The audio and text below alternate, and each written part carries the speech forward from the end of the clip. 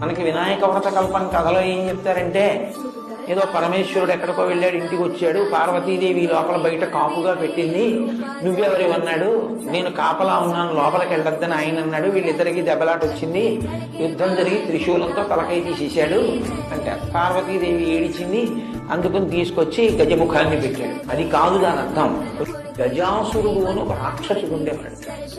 గజాసురుడు అన్న రాక్షసుడు లోకాలన్నిటినీ బాధ పెడుతున్నాడు. నువ్వు ఎలా చనిపోతావురా అంటే, నా ముఖం ఉన్నవాడిని చంపితే తెచ్చిపోతాను. కాబట్టి ఇప్పుడు ఏనుగు ముఖంతో పిల్లవాడు రావాలి. కాబట్టి పరమశివుడు ఏమనుకున్నాడంటే, అమ్మవారి ఒంటి మీద ఉన్న పసుపుతో తయారు చేయబడిన వాడు కాబట్టి సాక్షాత్ శక్తి సంపన్నుడు. ఇటువంటి పిల్లవాడికి ఏనుగు ముఖం ఉంచితే గజాసుర సంహారం జరుగుతుంది.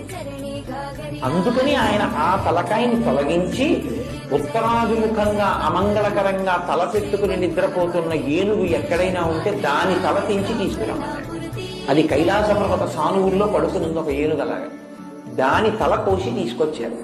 అప్పుడు ఆ తల ఈ పిల్లవాడికి పెట్టి ప్రాణప్రతిష్ఠ చేశారు.